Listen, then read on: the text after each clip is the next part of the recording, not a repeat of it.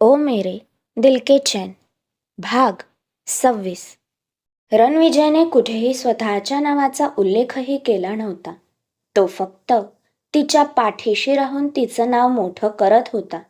त्याचे हे विचार ऐकून त्याच्याबद्दल तिच्या मनात एक आदरभाव तर निर्माण झाला होता, पण तरीही एक किंतु होताच. पण तुम्ही त्या इन्फ्लुएन्सर्सना ड्रेसेस दिले तेव्हा त्यांना माहीत नसेल का की हे प्रमोशन कोण करवतंय? तिचा प्रश्न ऐकून रणविजयने तिच्याकडे बघत सुस्कारा सोडला आणि बोलला, बायको, हे असे प्रमोशन करायचे असले तर त्यासाठी वेगळ्या ॲडव्हर्टायझिंग कंपनीज असतात. जर आपल्याला आपल्या कंपनीचं नाव आधीच पब्लिश नाही करायचं असलं तरीही तसं करू शकतो आपण. इन्फ्लुएन्सर्सना काय, त्यांचे पैसे मिळाल्याशी मतलब असतो, समजलं? रणविजय अगदी तिच्या गालावर थोपटत एखाद्या लहान मुलाला समजवावं तसं सान्वीला समजावत होता. त्याच्या अशा समजवण्याने आत्ता कुठे तिच्या डोक्यात प्रकाश पडला. म्हणजे जेव्हा या ट्रेंडची हाईक होईल तेव्हा आपण या कंपनीबद्दल आणि सान्वी कोण आहे याचा खुलासा करणार, right? Now you got my point baby. रणविजयने हसत तिला प्रत्युत्तर दिलं आणि तिच्या गालावर अलगद आपले ओठ टेकवून तो त्याच्या क्लोसेटमध्ये गेला आणि ही इकडे शॉकमध्ये त्याच्याकडे बघत राहिली. ट्रेंड चालू होऊन आज 5 दिवस झाले होते आणि हॅशटॅग डिझाईन बाय सान्वी हा ट्रेंड जबरदस्त व्हायरल झाला होता. मोठमोठे इन्फ्लुएन्सर्स सान्वीच्या डिझाईन्सचं कौतुक करत होते.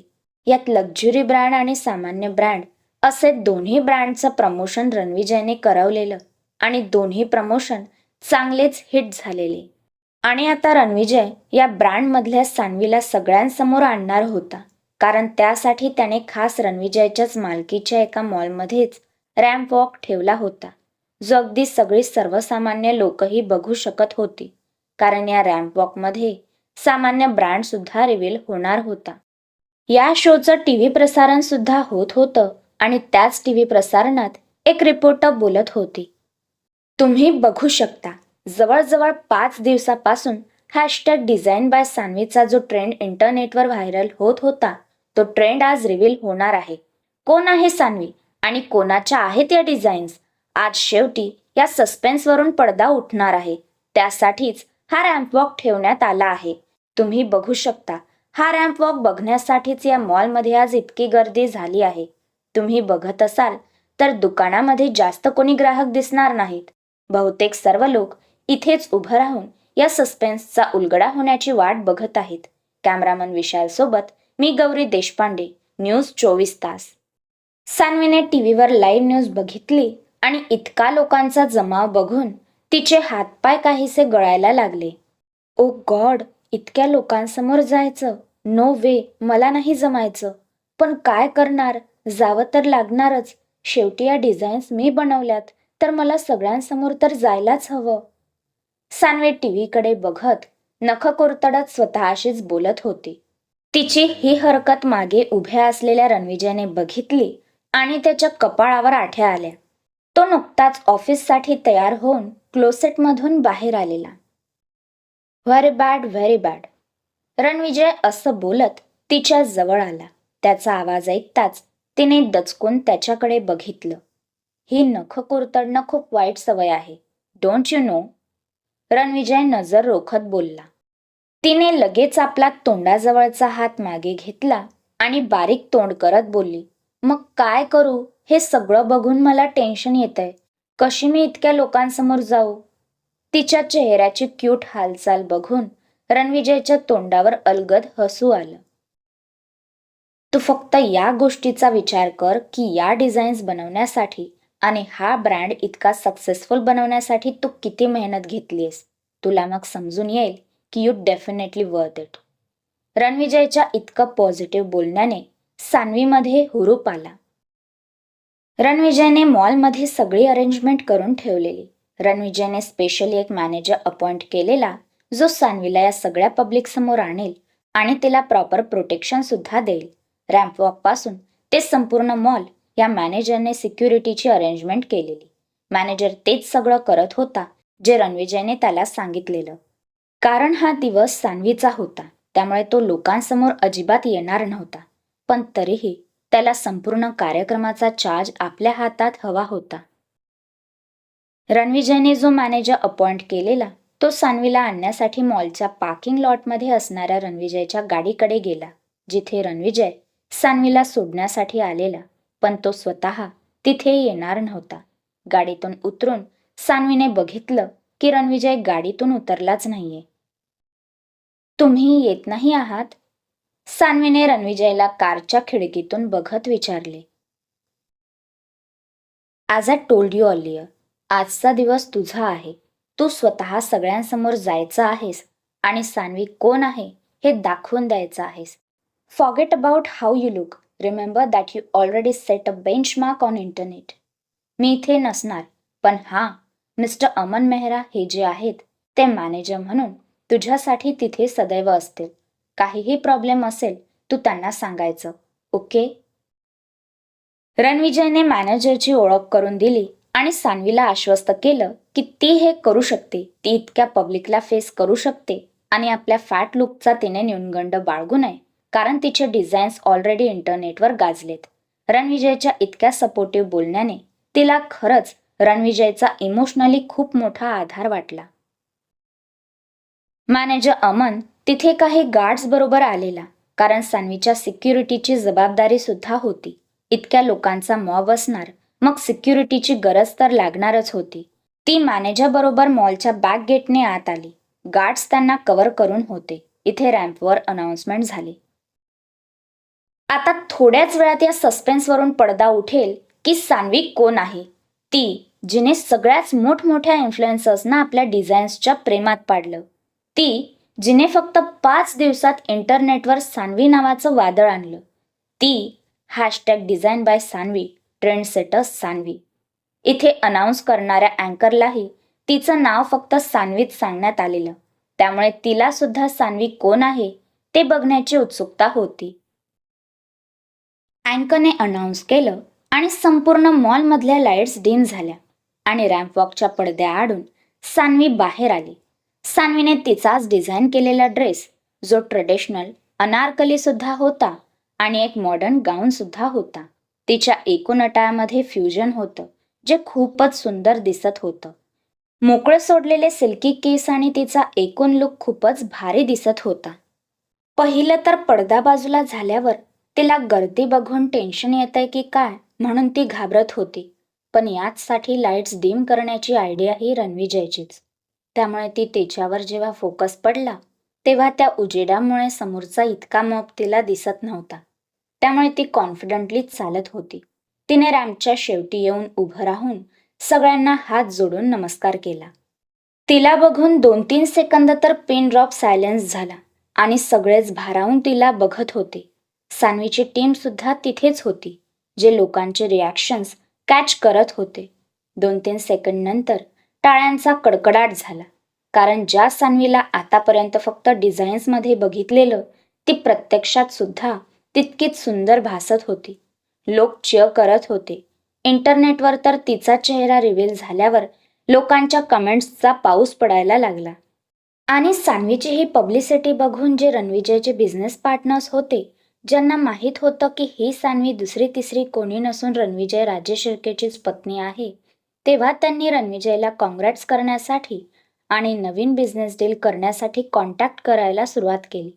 रणविजयची ही पहिलीच वेळ होती की कोणा दुसऱ्याच्या मेहनतीने त्याला फायदा होत होता, पण तो जेन्युइनली आपल्या बायकोसाठी खुश होता, कारण आज तिने आपली छाप लोकांसमोर ठेवलेली.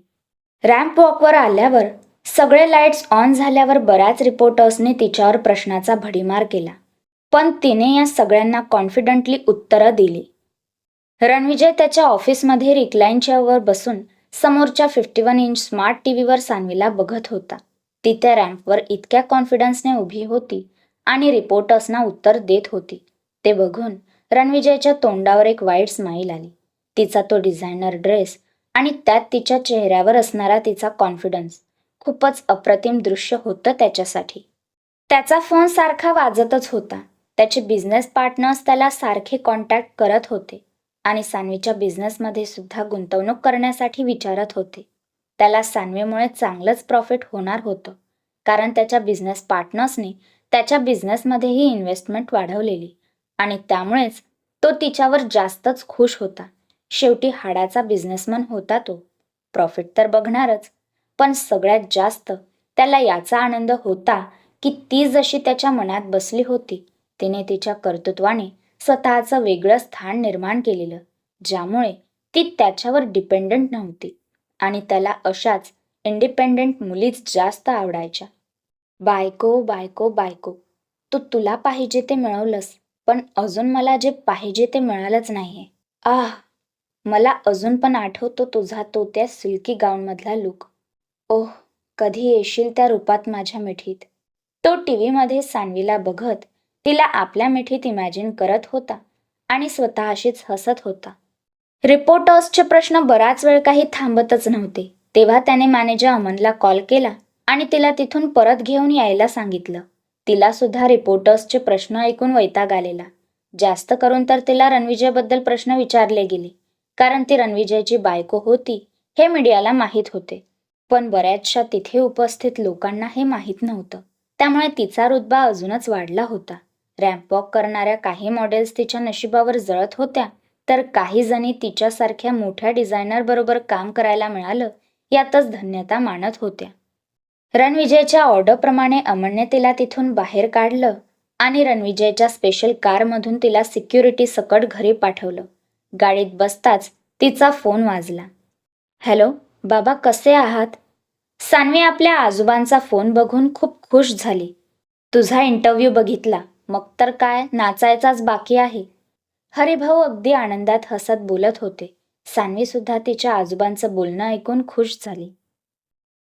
तुझं हेच तर यश बघायचं होतं मला.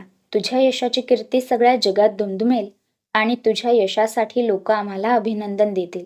ज्यांना आतापर्यंत तुझ्यामध्ये फक्त जाडेपणाच दिसत होता, त्यांची तोंडं तू तुझ्या या यशामुळे बंद करून टाकलीस. मी तुझ्यासाठी खूप खुश आहे बाळा. सान्वीचे आजोबा बोलता बोलता खूपच भावूक झाले. तसेही ते सान्वीवर खूप प्रेम करायचे, त्यामुळेच तिला तिच्या जाडेपणावरून बरेच लोक काही बाई बोलायचे हे आठवून त्यांना रडूच आलं आणि त्यांनी फोन लगेच त्यांच्या मुलाकडे म्हणजेच सान्वीच्या वडिलांना दिला आणि स्वतः डोळे पुसत होते. सानू बाळा, तुझ्या या यशासाठी तुला खूप खूप शुभेच्छा. आपल्या वडिलांचे अश्रू बघून तिचे वडील सुद्धा भावूक झालेले. तसंच सान्वी सुद्धा इथे इमोशनल झाली. आपल्या आजोबा वडिलांनी आपल्या आईशी बोलून तिचं मन खूपच भरून आलेलं. फोन कट केल्यावर तिने एक मोठा श्वास भरून घेतला आणि आपले अश्रू पुसले आणि खिडकी बाहेर बघितलं तर तिने बघितलं की गाडी राजे शिर्के मेन्शनच्या गेटच्या आत शिरत होती. ती गाडीतून उतरून घरात जाऊ लागली तर दारावरच सगळे उभे होते. रणविजयचे आजोबा बाळासाहेब, आई कावेरीताई, आजी शालिनीताई, रणविजयचे वडील यशवर्धन, दिव्या, सगळेच हसत मुखाने तिला बघत होते. ये ये सान्वी बाळा. बाळासाहेब हसत मुखाने दोन्ही बाहू पसरून तिला वेलकम करत होते, तर शालिनीताई पटकन बोलल्या. असं कसं आत ये बोलताय? त्यांच्या बोलण्याचा अर्थ सान्वीला आधी कळलाच नाही, पण ती पुढे आली आणि शालिनीताई बोलल्या. बाळ सान्वी, हा कलश पाड आणि आत ये. तेव्हा कुठे सान्वीचं लक्ष उंबऱ्यावर गेलं. तिथे अगदी गृहप्रवेशाच्या वेळी ठेवतात तसा धान्याचा कलश ठेवलेला. तिला या गोष्टीचं खूपच अप्रूप वाटलं. ती हे बघतच होती की तेवढ्यात एक ब्लॅक पॉश मर्सिडीज तिथे आली. त्या गाडीतून एक ब्लॅक पॅन्ट आणि ब्लॅक शूज बाहेर आले. सान्वी रणविजयकडे बघतच राहिली, कारण त्याची एंट्रीच इतकी जबरदस्त होती. तो चालत तिच्या जवळ आला तरी ती त्याच्याकडेच बघत होती. तो तिच्या जवळ येऊन चेहऱ्याकडे वाकत किंचित हळू आवाजात बोलला. बायको, आपल्या बेडरूममध्ये गेल्यावर असं बघ मला. इथे सगळ्यांसमोर बरोबर नाही ना वाटत? असं बोलत खट्याळ हसला. तशी ती भानावर आली आणि त्याच्याकडे डोळे बारीक करून बघू लागली. सान्वी बाळा, नवऱ्याकडे नंतर बघ हो, आता गृहप्रवेश कर. आजी शालिनीताई बोलल्या. आजी, हे सगळं काय आहे? हे तर लग्नानंतर करतात ना? रणविजय त्या कलशकडे बघत बोलला. हो, लग्नानंतर मुलगी नवीन आयुष्याला सुरुवात करताना सासरी असंच प्रवेश करते. मग आज सान्वीने जे यश मिळवलंय ती नवीन आयुष्याची सुरुवातच आहे. मग तिचं स्वागत या तिच्या सासरी तसेच व्हायला पाहिजे ना. सान्वी आजीचं बोलणं ऐकून इमोशनल झाली.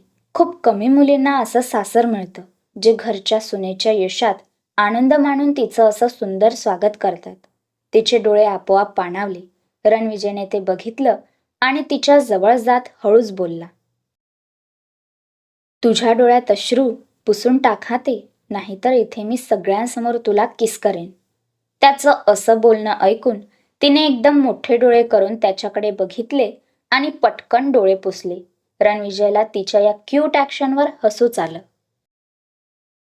क्रमशः फायनली सान्वीने तिचं ध्येय पूर्ण केलं, स्वतःला सिद्ध केलं. पण मग आता तिच्या आणि रणविजयच्या नात्याची खरी सांसारिक सुरुवात होईल का? जाणून घेण्यासाठी पुढचा भाग ऐकायला विसरू नका. लवकरच भेटू. लाईक, कमेंट्स आणि सबस्क्राईब करत राहा. धन्यवाद.